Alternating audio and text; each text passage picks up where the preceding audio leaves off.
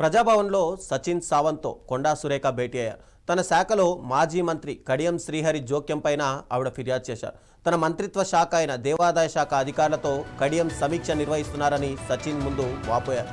ఈ ఘటన పాలనా నిబంధనలకు విరుద్ధమంటూ కొండా సురేఖ ఇప్పటికే సీఎం రేవంత్ రెడ్డికి కూడా లేఖ రాశారు. అయితే కొండా సురేఖ ఫిర్యాదుతో కాంగ్రెస్ అధిష్టానం వెంటనే రంగంలోకి దిగింది. ఈ వివాదాన్ని పరిష్కరించే బాధ్యతను తెలంగాణ వ్యవహారాల ఏఐసిసి కార్యదర్శి సచిన్ సావంత్కు అప్పచెప్పింది.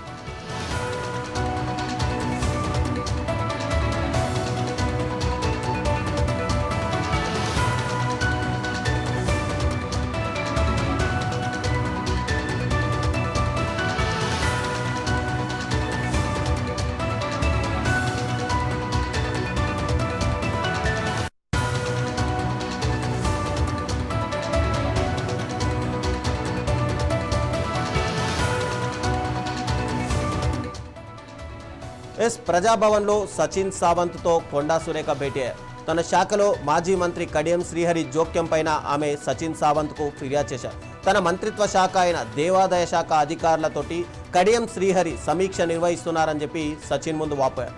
ఈ ఘటన పాలనా నిబంధనలకు విరుద్ధమంటూ కొండా సురేఖ ఇప్పటికే సీఎం రేవంత్ రెడ్డికి సైతం లేఖ రాశారు. అయితే కొండా సురేఖ ఫిర్యాదుతోటి కాంగ్రెస్ అధిష్టానం కూడా రంగంలోకి దిగినట్టు కనిపిస్తుంది. ఈ వివాదాన్ని వెంటనే పరిష్కరించాలని చెప్పి ఆ బాధ్యతలను తెలంగాణ వ్యవహారాల ఏఐసిసి కార్యదర్శి సచిన్ సావంత్కు అప్పచెప్పింది.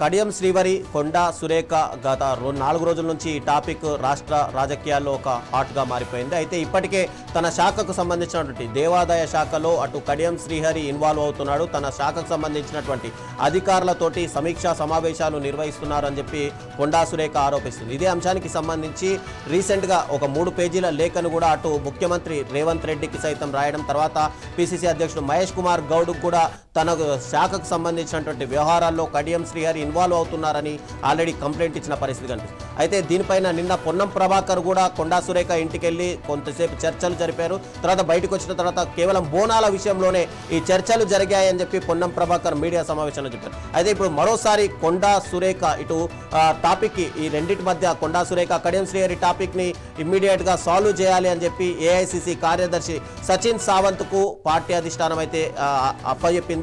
దీంట్లో సచిన్ సావంత్ ఇప్పుడు కొండా సురేఖతో అయితే ఆల్రెడీ మాట్లాడుతున్న పరిస్థితి కనిపిస్తుంది. ఇదే అంశానికి సంబంధించి మరింత సమాచారం మా ప్రతినిధి బ్యూరో చీఫ్ రాజ్ కుమార్ అందిస్తారు. రాజ్ కుమార్, చెప్పండి.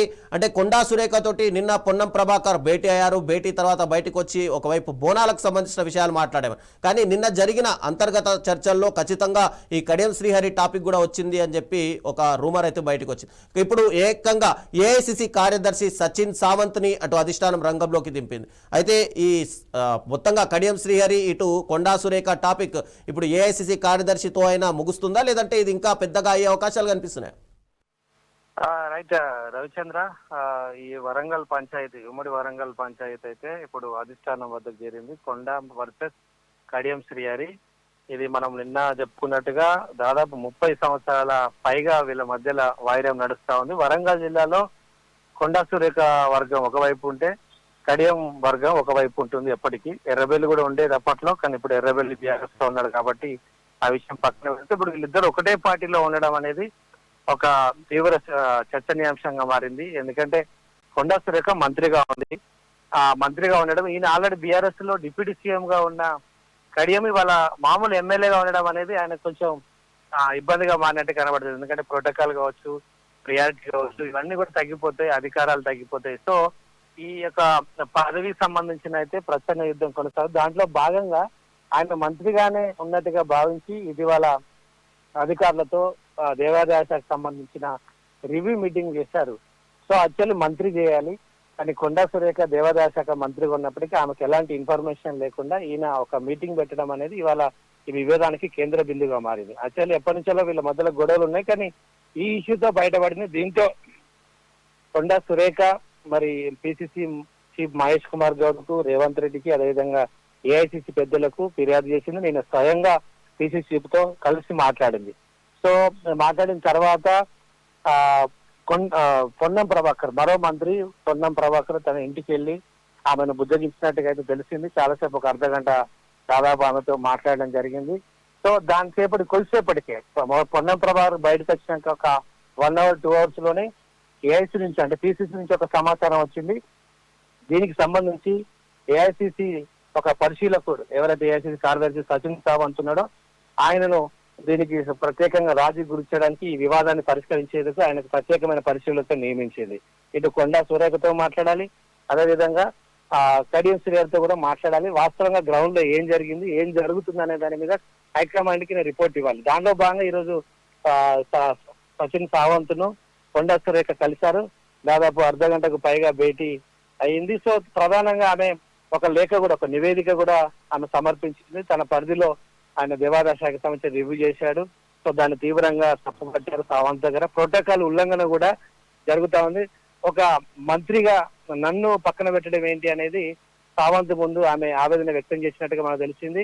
ఒక మహిళగా ఉండడం, అదేవిధంగా బీసీగా ఉండడం వాళ్ళకు నచ్చట్లేదు. కడియం శ్రీ గారు కావాలనే తన శాఖను హైజాక్ చేస్తున్నాడని ఆ నియోజకవర్గాల్లో ఉన్న పాత కాంగ్రెస్ శ్రేణులకు, తర్వాత వీళ్లకు మధ్యలో గొడవలు పుట్టిస్తున్నాడు. అదేవిధంగా వాళ్ళందరూ కూడా కడియం పైన తీవ్ర అసంతృప్తితో ఉన్నారని ఆమె ఈ సచిన్ సావంత్ కు ఫిర్యాదు చేసిన పరిస్థితి అయితే మనకు తెలిసింది.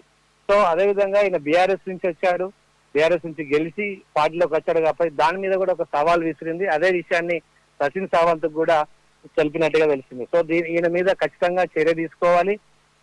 నేను ఒక మహిళగా ఉన్నాను, బీసీగా ఉన్నాను, కాబట్టి ఖచ్చితంగా కావాలనే కడియం శ్రీ గారి నన్ను రాజకీయంగా ప్రాధాన్యత తగ్గించడానికి ఒక తెరవెనక ఒక కుట్ర అయితే చేస్తున్నాడు అనేది సావంత్ కు ఈమె కంప్లైంట్ చేసినట్టుగా మనకు తెలిసింది. సో దీనిపై సచిన్ సావంత్ కూడా మేము మాట్లాడుతున్నాం, బహిరంగ విమర్శలు చేసుకోవద్దు, ఇది పార్టీకి చాలా నష్టం జరుగుతుంది, మీరు ప్రభుత్వంలో కీలక మంత్రిగా ఉన్నారు కాబట్టి మీరు మాట్లాడకూడదు, కడియం కూడా మాట్లాడకూడదు, ఏదైనా ఉంటే ఇంటర్నల్ గా మాట్లాడుకుందామని ఒక సూచన చేసినట్టుగా అయితే మనకు తెలిసింది. సో ఈయన 1-to-1 వాదనలు రికార్డ్ చేసే పనిలో ఉన్నారు. మొదటగా సురేఖ వర్షన్ ను ఆయన రికార్డ్ చేసుకున్నాడు. ఆమె ఏమైతే కడియం మీద ఫిర్యాదులు ఇచ్చిందో, సో ఈ విషయం బయటకు ఎందుకు వచ్చింది, ఎందుకు ఫిర్యాదు చేయాల్సి వచ్చింది పిసిసి చీఫ్ కానీ రేవంత్ రెడ్డికి, తర్వాత మీనాక్షి నటరాజన్ కి ఎందుకు లేఖ రాయాల్సి వచ్చింది అనే దాని మీద తన దగ్గర నుంచి ఒక వివరణ అయితే తీసుకున్నాడు. సో తర్వాత ఇప్పుడు ఎమ్మెల్యే కడియం శ్రీగారి వంతు, ఇంతవరకు అయితే ఆయన కలవలేదు. సో ప్రస్తుతం వరంగల్లో హన్మకొండలో ఉన్నట్టు తెలిసింది. ఇంతవరకు ఆయన కలవలేదనంటే మనకు తెలిసింది. మరి ఇవాళ కలుస్తాడా, రేపు కలుస్తాడా అనేది సావంతును అనేది మనకు తెలియాలి. సో తర్వాత ఈ హైకమాండ్ దీని మీద ఫోకస్ చేస్తుంది. ఇప్పుడే పిసిసి చీఫ్ మహేష్ కుమార్ గౌడ్ మాట్లాడిన మీడియాతో ఈ విషయం మనం ప్రశ్నించినప్పుడు, ఈ కాంగ్రెస్ పార్టీలో ఇవన్నీ కామన్, చిన్న చిన్న విషయాలే, కొండా వర్సెస్ కడియం అనేది చాలా చిన్న విషయము, ప్రతిదాన్ని భూతద్దంలో పెట్టి చూడొద్దు, అన్ని క్రమశిక్షణ చర్య ఉల్లంఘనకు రాదు, మేము మాట్లాడుతున్నాం ఆల్రెడీ, ఆమె నిన్న కంప్లైంట్ ఇచ్చింది, దానికి సంబంధించి హైకమాండ్ మేము మాట్లాడి వాళ్ళ బుజ్జగించే ప్రయత్నం చేస్తానని పిసిసి చీఫ్ ఇంతకుముందే చెప్పాడు. Thank you Raj Kumar.